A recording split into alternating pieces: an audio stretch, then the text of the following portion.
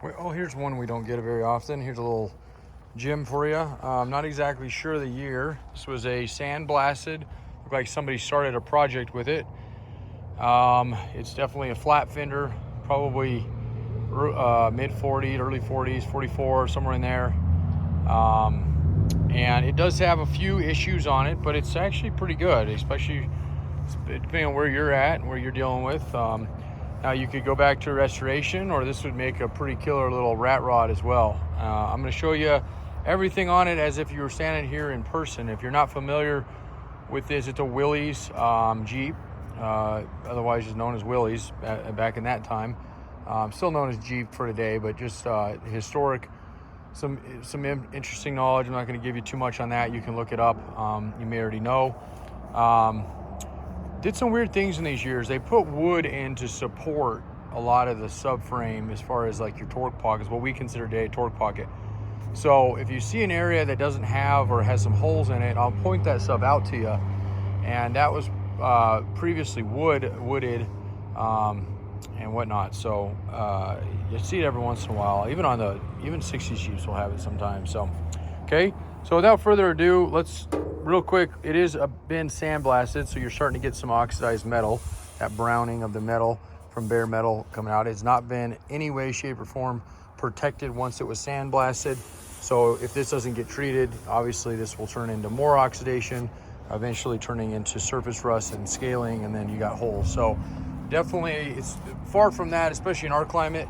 But if you get it out somewhere humid or coastal, you're going to want to get some protective paint on it fairly quickly. Don't need to sandblast it because it's already been done. You can literally take a Scotch-Brite pad and get most of this off. It's nice and smooth. So a couple weird things on it. Firewall's been manipulated here, cut out, and not the cleanest way, pretty sharp through there. So pretty common to see, unfortunately, on old Jeeps, but nonetheless, and we'll discount, adjust pricing for this kind of stuff. But it is a pretty solid tub. Little step here has been up a little bit. Floor's got a little bit of holes right there. Most of this is pretty good. There's a lot of little weak spots starting to show up right there.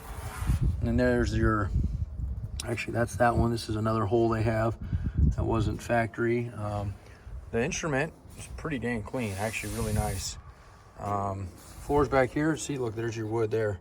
So it's still got the wood in it, but it's, just is what they used at the time. But literally it follows. Wood obviously soaks water up, and then those holes and thinning spots you're seeing are right there alongside that piece of wood. Somebody walked up behind me, I don't know where we're at. Okay, and then the back of the wheel wells looked like they may have been pulled at one time, or somebody started straightening them. Who knows? Maybe they had something heavy back here. It's hard to speculate on it. But they're solid at least. Just need a little bit of body work to get them a little bit cleaner looking. And then you got your back corner here. This one's got a little crease that goes down the side here. And then the lights, and look like, again, they probably had these dinged up and somebody did a little body work to straighten them. Lower rocker tailgate's actually pretty dang clean. I'm gonna lift it up here in a second and show you the bottom, but we'll get to the back of it here. Okay, this area needs to be patched. This is another area, look, you can see the wood right there. So funny. So this was the spare tire mount, those old skinny tires, wheels they had on them, and this is where they mounted that. So that is factory where it was, but it's obviously needs to be patched and either take the wood out or replace it, I guess. Got some nice thinning there, and most of these spots, FYI, are about the size of a silver dollar, maybe 1.5 by 1.5-ish. Okay. And then all that looks pretty good there. Okay, floors. Talked about that one already. Let's look at this side. Got definitely a little bit of patchwork here. This is probably extension about 5-6 inches. This probably follows that torque pocket, I bet, with wood in it, I would imagine, but we'll see when we lift it up here. The rest of that actually looks nice and solid. Tilted air tunnel looks nice and clean there. Compartment here, the hinge is the hinge pin is come loose in this thing, so you need to put a new hinge pin in it. But otherwise, that's a really nice straight door. A couple of dings there on it, and then there you go. So everywhere there was wood, that's where it went. So most of this is pretty clean, but I would definitely just put a patch panel on this, replace it, get that one done here, and then Same thing with this wheel well. A little bit there, a couple dings, more than a couple throughout there. Floors are pretty clean, not too wavy. I see one little divot, and it's probably hard for you to see. This is actually real nice and clean, straight, and then right about here, you get a little bit of a speed bump, and then down, and a couple of dings there. So, all right, let me lift her in the air, show you the bottom. You can kind of imagine where you're gonna see some of the spots on the bottom of this thing, right where we've seen them on the top, but there'll probably be a couple others we couldn't see. Now, if you're wondering about the, you know, maybe you've never heard of us, you don't know who we are, it's okay. We've been around for a long time, since 1984. We were mainly based in north of Denver. It was known as Jeeps Unlimited. We've changed the name since then to Parts Breakers, but we still go by that locally.